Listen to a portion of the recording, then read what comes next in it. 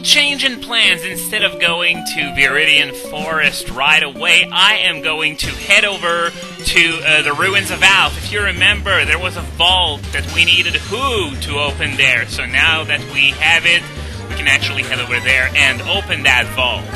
The way to get there, if you remember, there was that intersection in the Union Cave that I started this video in. You want to go up from that intersection. Down leads you to the part of the ruins where there's a vault that requires the Water Stone. Speaking of the Water Stone, there are a few ways you can obtain one. There's a chance that after a rematch, there's a fisherman on Route 42, I believe, that will give you one sometimes after a rematch. There is also that side quest involving Bill's grandfather at Cerulean Cape. And there's also one, this is what I'm going to do, there's also one that's just lying around in the Seafoam Islands, the part of the Seafoam Islands that wasn't there in Gold, Silver, Crystal that leads to Articuno. It's in that part, so I'm going to do that. I'm going to not try and get endless rematches before eventually getting a Water Stone or catching Pokemon for the sake of showing them to Bill's grandfather. I'm just going to be using the one that's just lying around. So, I think we're about to make our way there. If I remember... Nah, it's not over there. It's really annoying to navigate compared to Gold, Silver, Crystal. So there we go. If I remember correctly, this should say Who right over there. I was about to wonder if I needed Who to be in the lead, but apparently not. So let's see what's in there. Life Orb! Oh, okay! If you ever want a Life Orb, this is where you find it. Lepa Berry, which restores some PP. Other than that, we have the Charcoal, another one. Boosts fire moves by 20%. And a Revival Herb that revives your Pokemon at the expense of lowering its happiness. Now, let's see what the secret message is. Okay, we humans need to walk with them. We leave here for the sake of them. So, now that that's done, I'm done here, so I'm going to see you over at the Viridian Forest. Okay, we are back at the Viridian Forest. This place is actually pretty famous in its Hard Gold, Soul Silver iteration because it tends to have very high-leveled, not fully evolved bug Pokemon. For example, I think there's a level 60 Metapod that a trainer has somewhere in there. So, yeah, people tend to make fun of that place and bug catchers in general a lot for, actually putting us through fights with level 60 Metapods. But anyway, this is what I wanted to talk about today.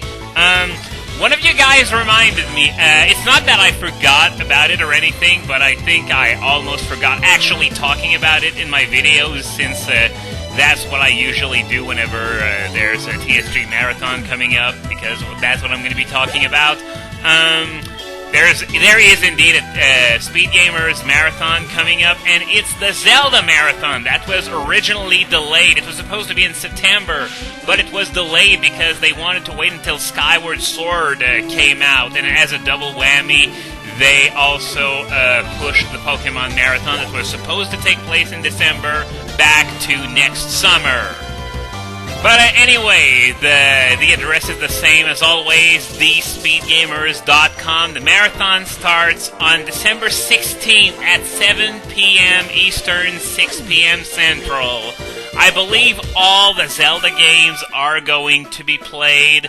I don't know, though. Are we going to get that Wind Waker world record attempt we were promised for years and never got? No, I'm not kidding. It was a few years now that we've been promised this, and it never actually came about. And now Duke Nukem Forever is out. Diablo 3 is going to follow in a few months, and we still haven't had that root TSG of a Wind Waker. So, I don't know if that's actually going to be it, though, the Wind Waker run that we're going to get in this marathon, but then again, I'm not really aware of all the details of whether there are going to be any speedrun attempts or 3 hard challenges or such. Speaking of 3 hard challenges, there will be what they call the Unconventional 3 hard challenge. It has to do with their usual stunts that they pull during the marathon for donations. I don't think I can explain it very well, but I'm going to put a link in the movie description to the video that Britt made about it so you can have a better idea of what it actually is. The donations this time around will go to Rocking a Wrench. They already made a marathon for them before. I don't remember which one. I think it was this year, though. And Rocking a Wrench, what those people do is that they contribute to a few charities themselves. So, basically, your donations will go to an organization that donates money to an organization that donates money to charities. And I think I already made that joke the last time they actually made a marathon for Rocking a Wrench, so maybe I should stop bringing that up.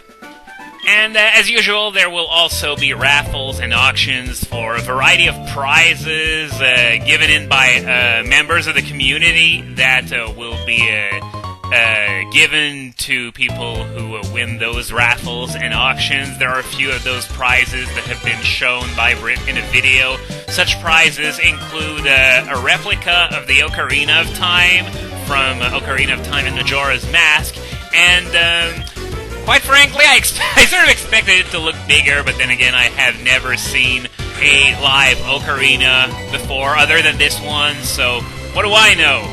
There is also 2 Master Swords, not 1, 2! And, yeah, just one thing about the swords, though. If you want to donate towards these, just be careful, because, well, those aren't cheap plastic swords. Those are genuine metallic Master Sword replicas. So what I'm worried about is that, you know, there are problems at customs and such. So it goes double if you are not from America. But even if you are from America, just be careful because discharge, huh? Well, I'm gonna pass. I already got Thunderbolt. I mean, I can understand discharges appeal competitively, but Thunderbolt is just plain better in game. And there's that level 60 Metapod that I was talking about earlier. But, yeah, those swords are actual weapons, so you're going to want to be careful if you actually win one of these so that they can actually get to you. There is also a replica of the Hylian Shield. I don't know really from which game because the Hylian Shield has made appearances in a lot of games. There are also other games where there were shields that looked a lot like the Hylian Shield, such as Majora's Mask, for example. But, yeah, it's a Hylian Shield replica. It doesn't really matter from which game it is anyway.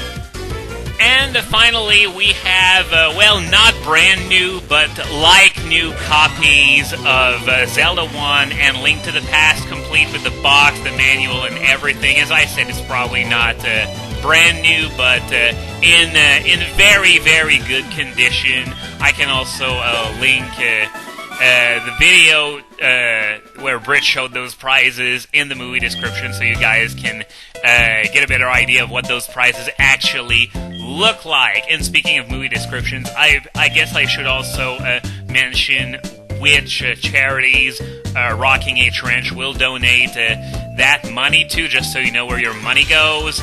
That's because I haven't learned those charities by heart, so I guess that's what movie descriptions are for, actually.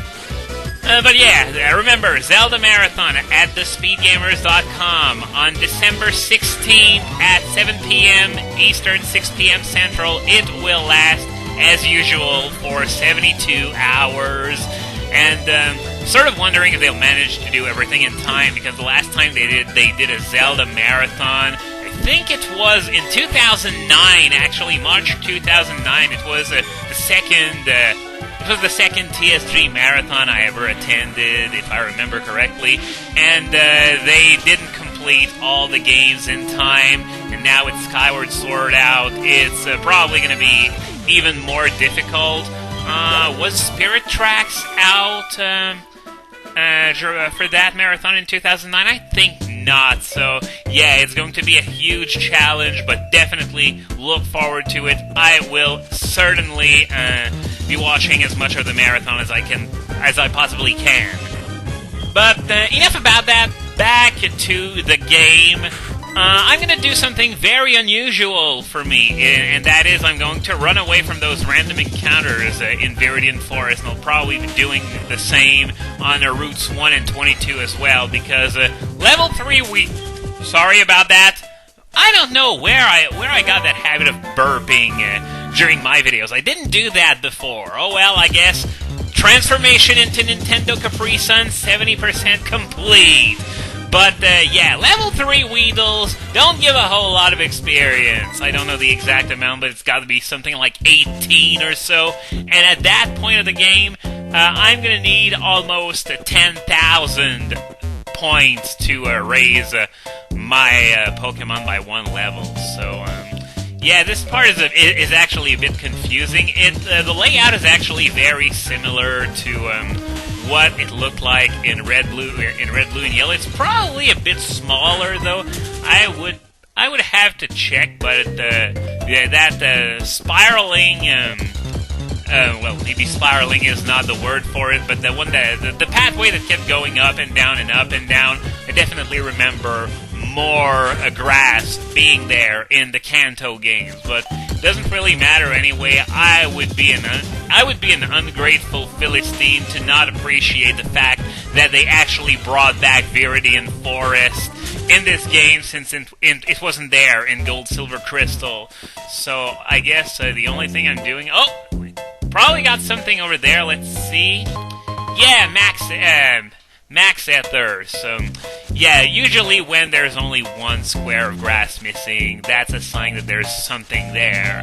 So, I guess that's about it for Viridian Forest.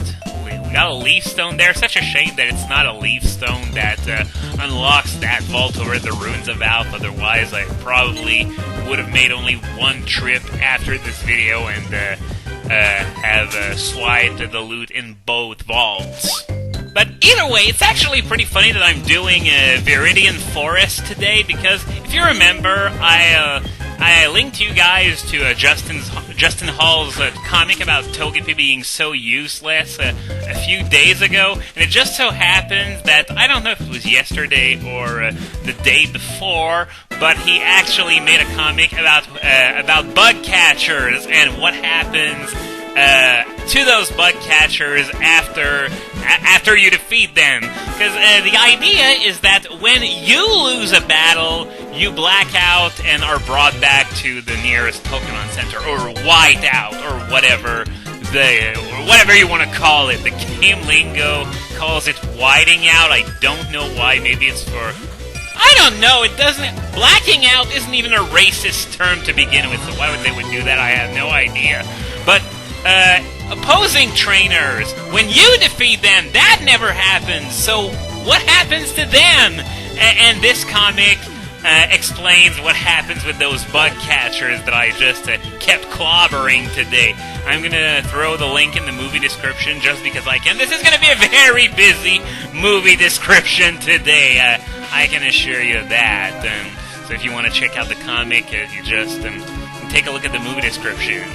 Now, I think there is another trainer to fight on this route. I'm not sure, but if there is one, I'm going to stop things here so I can educate you more on the merits of bug-type Pokemon. I already know the merits of bug-type Pokemon, especially yours. They suck.